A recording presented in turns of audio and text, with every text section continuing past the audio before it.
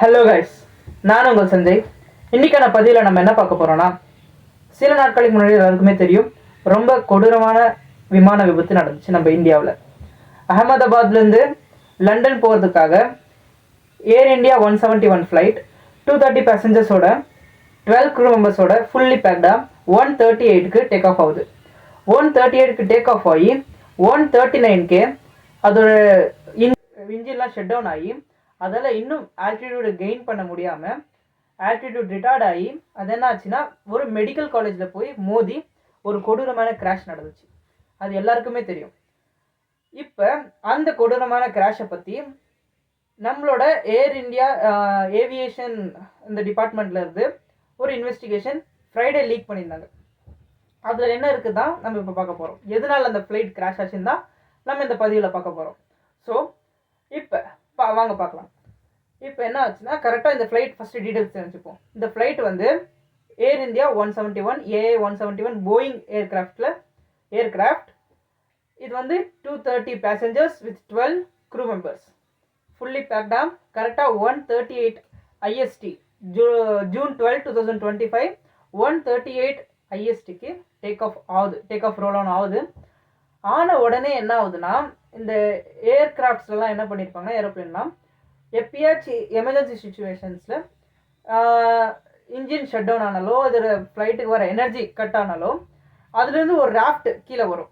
அந்த ராஃப்ட் என்ன பண்ணுன்னா, சடனாக சுற்றி விண்டு மில்லாம் பார்த்துருக்கீங்களா, எப்படி எனர்ஜி ப்ரொடியூஸ் பண்ணால் அது மாதிரி டர்பைன்ஸ் மாதிரி சுற்றி அதுலேருந்து எனர்ஜி என்ன பண்ணுன்னா ஃப்ளைட்டுக்கு கொடுக்க ஆரம்பிக்கும். ஸோ அந்த மாதிரி வந்துச்சுனாலே தெரிஞ்சுக்கும் நம்ம அது எமர்ஜென்சி சுச்சுவேஷன், ஃப்ளைட் வந்து என்ன ஆயிடுச்சுன்னா பவர் கட் ஆகிடுச்சுன்னு நம்மளுக்கு தெரிஞ்சுக்கலாம். சரிங்களா? இதுதான் இப்போ நடந்தது. இது என்ன ஆச்சுன்னா, இப்போ 138 டேக் ஆஃப் ஆன உடனே அந்த ராஃப்ட் வந்து ஓப்பன் ஆயிடுச்சு. எல்லாமே கரெக்டாக இருந்துச்சு. டேக் ஆஃப் ஆகும்போது thrust checking okay, fuel checking எல்லாமே கரெக்டாக இருந்துச்சு. எந்த ஒரு வார்னிங் சிக்னல்ஸுமே இல்லை, வெதரும் கிளியராக இருந்துச்சு. டேக் ஆஃப் ஆகி கரெக்டாக சில நொடிகளில் என்ன ஆச்சுன்னா, அந்த ராஃப்ட் கீழே வந்து அப்படியே ஃப்ளைட் கொஞ்சம் கொஞ்சமாக கீழே இறங்கி ஒரு மெடிக்கல் காலேஜில் போய் மோதுது. அதில் வந்து பார்த்திங்கன்னா மெடிக்கல் காலேஜில் ஒரு ஹாஸ்டல் மாதிரி, அந்த ஹாஸ்டலில் போய் பில்டிங்கில் போகுது. அது பேர் வந்து பிஜே மெடிக்கல் காலேஜ். அதில் போய் மோதி ஃப்ளைட்டில் இருந்த 242 பேரில் 241 பேர் இறந்துட்டாங்க. கிரவுண்டில் பார்த்தீங்கன்னா 19 பேர் கூட 19 பேர் இறந்துட்டாங்க. இன்னும் கரெக்டான இது தெரியல, ஏன்னா சில பேர் இன்னும் சீரியஸாக இன்ஜுரியஸாக இருக்காங்க. மொத்தமாக 260 பேர் செத்துட்டாங்க. இதில் ஒரே ஒருத்தர் தான் சர்வை பண்ணியிருக்கிறது. ஃப்ளைட்லேருந்து கீழே விழுந்து ஃப்ளைட்டில் இருந்தவர் அவர் வந்து பார்த்திங்கன்னா விஸ்வகுமார் ரமேஷ் அப்படின்ற ஒரே ஒருத்தர் மட்டும்தான் சர்வை பண்ணிக்கிறார் பை லக். ஸோ இப்போ எதனால் இந்த பதிவுன்னு பார்த்தோம்னா, நம்ம போயிங் ஏர்கிராஃப்ட் ஏஐ 171 கிராஷை பற்றி இன்வெஸ்டிகேஷன் என்ன சொல்லியிருக்காங்கன்னா, எல்லா ஏர்கிராஃப்ட்ஸுமே பிளாக் பாக்ஸ்னு இருக்கும். ஏன்னா ஏர்கிராஃப்ட்ஸில் கேமராஸ் இருக்க வைக்க மாட்டாங்க. ஸோ பைலட் க்ரூ கேபினில் இருக்கும், பைலட் கேபின்ஸில் வைக்க மாட்டாங்க. ஸோ இது என்ன ஆகுதுன்னா, இப்போ பிளாக் பாக்ஸ்னு இருக்கும். பிளாக் பாக்ஸ்னால் பைலட்ஸ் என்ன கான்வர்சேஷன் பண்ணிக்கிறாங்க, எதென்ன சிக்னல்ஸ் வந்து என்னென்ன பண்ணுறாங்க, என்னென்ன மெக்கானிசம்ஸ்லாம் ஏர்கிராஃப்டில் ஒர்க் ஆகினு இருந்துச்சு, என்னென்ன ஒர்க் ஆகணும் எல்லாமே பிளாக் பாக்ஸில் ரெக்கார்ட். அது ஒரு மெமரி கார்டு மாதிரி ரெக்கார்டு வச்சுவாங்க. So any emergency situation it can be used. So black box வந்து இதான் வேலை. ஸோ இந்த ஏர் கிராஷ் ஆன உடனே நம்மளோட இன்வெஸ்டிகேஷன் டீம் என்ன பண்ணாங்கன்னா, அந்த பிளாக் பாக்ஸ் இது பண்ணி இப்போ அதை பற்றி லீக் பண்ணியிருக்காங்க. அதை படி என்னன்னு பார்த்தோன்னா, இன்ஜின் இந்த ஏர்கிராஃப்ட்லாம் பார்த்தீங்கன்னா 2 இன்ஜின் இருக்கும். ரெண்டுத்துக்குமே ஃபியூல் போகிறதுக்கு 2 சுவிட்சஸ் இருக்கும் வித் ஃபுல்லி செக்யூர்ட் லாக். ஓகேங்களா? ஞாபகம் வச்சுக்கோங்க, வித் ஃபுல்லி செக்யூர்ட் லாக். இப்போ அது என்ன ஆச்சுன்னா, அதில் வந்து 2 மோடு இருக்கும். ரன் ஆஃப் கட் ஆஃப்னு 2 மோடு இருக்கும். ரன் ஆஃப்னா ஃபியூல் போகணும், இன்ஜினுக்கு போகிறதுன்னு அர்த்தம். கட் ஆஃப்னா ஃபியூல் போகிறத ஸ்டாப் பண்ணிடும். சரிங்களா? இது ரன் ஆஃப் கட் ஆஃப் எப்போ பண்ணுவாங்கன்னா, ரன் ஆஃப் வந்து ஃப்ளைட் டேக் ஆஃப் போகும்போது எல்லாருக்குமே தெரியும், ஃப்ளைட் டேக் ஆஃப் பண்ணும்போது பண்ணுவாங்க. கட் ஆஃப் வந்து எப்போ பண்ணுவாங்கன்னா, ஃப்ளைட் லேண்ட் ஆகி எல்லா ப்ரொசீஜரும் முடிஞ்சோடனே தான் கட் ஆஃப் பண்ணுவாங்க. இன்ஜினுக்கு போகிற ஃபியூலை கட் ஆஃப் பண்ணுவாங்க. இந்த நம்ம ஏர் கிராஷ் ஆன அந்த ஏர்கிராஃப்டில் என்ன இருக்குன்னா, 138 வரைக்கும் எல்லாமே கரெக்டாக தான் போய் நின்றுச்சு. டேக் ஆஃப் ஆகிடுச்சு. ஆன உடனேயே ஸ்விட்ச் வந்து ரன் ஆஃப்லேருந்து கட் ஆஃப்க்கு ஆட்டோமேட்டிக்காக டேர்ன் ஆயிருக்கு. எப்படி ஆட்டோமேட்டிக்காக டேர்ன் ஆயிருக்குன்னா யாரும் பண்ணலைன்னா, ஏன்னா அங்கேருந்து 2 பைலட் கான்வர்சேஷனையும் லீக் பண்ணியிருக்காங்க ரெக்கார்டையும். அதில் ஒரு பைலட் என்ன கேட்குறாருன்னா, எதுக்கு ரன் ஆஃப்லேருந்து கட் ஆஃப் பண்ண அப்படின்னு கேட்குறாரு. ஆனால் இந்த பைலட் என்ன சொல்கிறாரு, நான் அதை பண்ணவே இல்லை அப்படின்னு சொல்கிறாரு. இதுலயும் தெளிவாக புரிஞ்சுக்கலாம், இவங்க 2 பேருமே பண்ணல.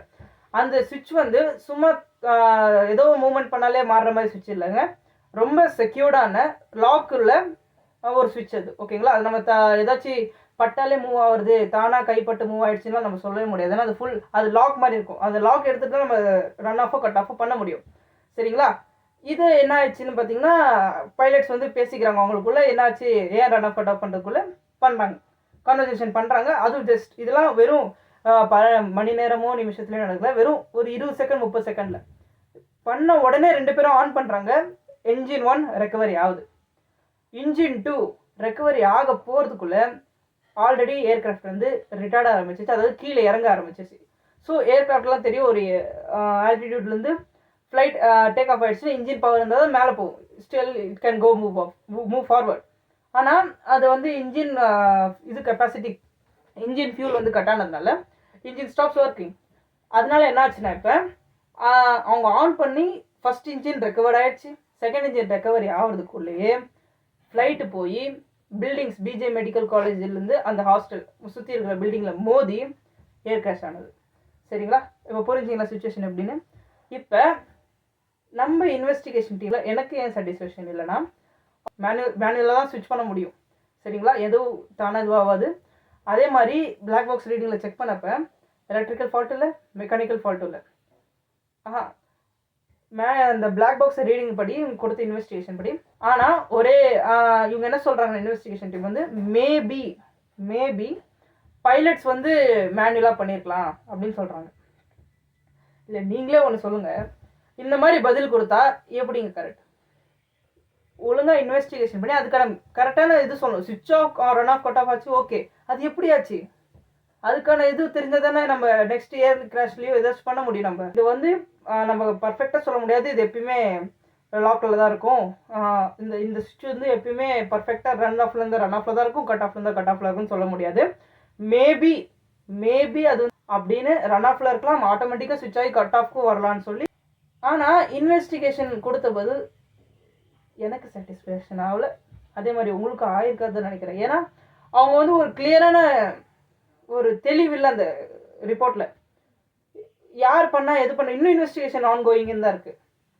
அவங்க என்ன சொல்லியிருக்காங்கன்னா மேபி பைலட் பண்ணியிருக்கான்னு சொல்கிறாங்க. இதெல்லாம் கரெக்ட் பதிலா? போயிங் மாதிரி பெரிய பெரிய கம்பெனியோட ரெப்புடேஷனை காப்பாற்றுறதுக்கோசரம் நம்மளோட இன்வெஸ்டிகேஷன் டீம் எதையாச்சும் மறைக்கிறாங்களா? இதுக்கான உண்மை என்னன்றது இன்னும் நம்மளுக்கு தெரிய வராது தான். ஸோ இதே மாதிரி நம்ம கண்டினியூ பண்ணின்னு இருந்தோம்னு வச்சுக்கோங்களேன், எப்படி நீங்களே சொல்லுங்கள். சும்மாவா 241 உயிர், 240 இல்லை 260க்கு மேலே உயிர் சும்மாவா? ஸோ இன்னும் பண்ணுறது இதில் ஸ்டெப் எடுக்கணும், இன்னும் இன்வெஸ்டிகேட் பண்ணணும், கிளியரான எவிடன்ஸை ப்ரொவைட் பண்ணணும்னு என்னோட வேண்டுதல். இந்த பதிவு முடிஞ்சிருச்சு. கருத்துக்கள் ஏதாச்சும் இருந்தாலும் சொல்லுங்கள், திருத்திக்கிறேன். ஏன்னா சின்ன பையன்தான் இப்போ. அப்புறம் வீடியோ பிடிச்சிருந்தா லைக் பண்ணுங்கள், ஏதாச்சும் கருத்துக்கள் இருந்தால் கமெண்ட்ஸில் தெரிவிங்க. அப்புறம் உங்களுக்கு சேனல் பிடிச்சிருந்தா வீடியோஸ் பாருங்கள், அந்த வீடியோஸ் பிடிச்சிருந்தா மட்டும் சப்ஸ்கிரைப் பண்ணுங்கள், ஃபோர்ஸபிள் இல்லை. சைனிங் ஆஃப், உங்கள் சஞ்சய்.